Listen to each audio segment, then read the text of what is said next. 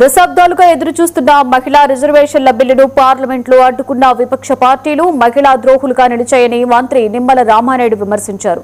పశ్చిమ గోదావరి జిల్లా నరసాపురం నియోజకవర్గానికి చెందిన ఎమ్మెల్యేలు, కూటమి పార్టీల నాయకులతో పాలకొల్లులో ఆయన ఆత్మీయ సమ్మేళనం ఏర్పాటు చేశారు. ఈ సందర్భంగా మంత్రి మాట్లాడుతూ మహిళల అభ్యున్నతికి బాటలు వేసే బిల్లును ఇండియా కూటమి పార్టీలు అడ్డుకోవడం తీవ్ర దుశ్చర్యగా అభివర్ణించారు. కళ్ళకు కట్టినట్లు కనిపించినా కూడా మరి మూర్ఖత్వంగా మరి ఈ యొక్క కాంగ్రెస్ మిత్రపక్షాలు మరి ఈ యొక్క బిల్ని వ్యతిరేకించడం అని అంటే చాలా దుర్మార్గమైనటువంటి చర్యనేటువంటి విషయాన్ని, ఈ రకంగా ఒక మహిళ ద్రోహిగా ఈ యొక్క దేశంలో శాశ్వతంగా మరి ఆ విపక్షాలు ఉంటాయనే విషయాన్ని కూడా ఈ సందర్భంగా తెలియజేసుకుంటూ, ఎందుకంటే ప్రత్యేకంగా మహిళలు అంటే తెలుగుదేశం పార్టీ కూడా ఒక ప్రత్యేకమైన అనుబంధం ఉంది.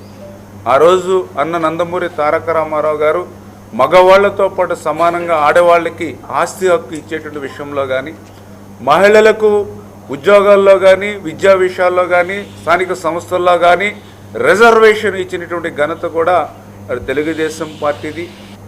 అంటే ఉదాహరణకి మన ఆంధ్రప్రదేశ్ రాష్ట్రం అంటే 25 సీట్లు ఉంటే అది 50% అంటే 38 సీట్లు అవుతుంది.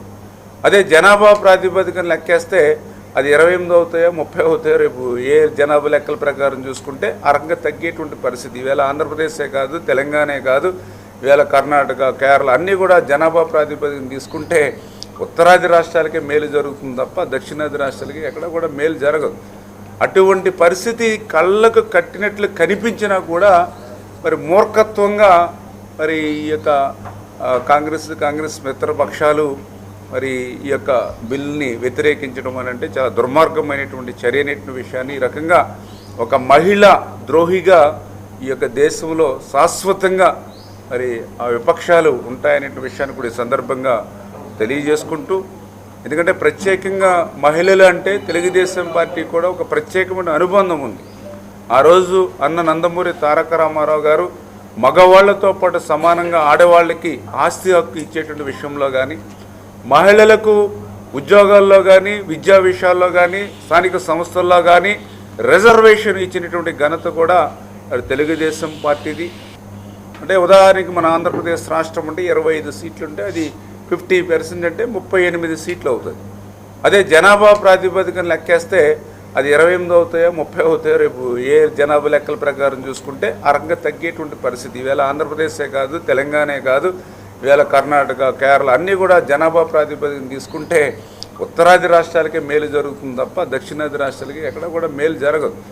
అటువంటి పరిస్థితి కళ్ళకు కట్టినట్లు కనిపించినా కూడా మరి మూర్ఖత్వంగా మరి ఈ యొక్క కాంగ్రెస్ మిత్రపక్షాలు మరి ఈ యొక్క బిల్ని వ్యతిరేకించడం అని అంటే చాలా దుర్మార్గమైనటువంటి చర్యనేటువంటి విషయాన్ని, ఈ రకంగా ఒక మహిళ ద్రోహిగా ఈ యొక్క దేశంలో శాశ్వతంగా మరి ఆ విపక్షాలు ఉంటాయనే విషయాన్ని కూడా ఈ సందర్భంగా తెలియజేసుకుంటూ, ఎందుకంటే ప్రత్యేకంగా మహిళలు అంటే తెలుగుదేశం పార్టీ కూడా ఒక ప్రత్యేకమైన అనుబంధం ఉంది. ఆ రోజు అన్న నందమూరి తారక రామారావు గారు మగవాళ్లతో పాటు సమానంగా ఆడవాళ్ళకి ఆస్తి హక్కు ఇచ్చేటువంటి విషయంలో కానీ, మహిళలకు ఉద్యోగం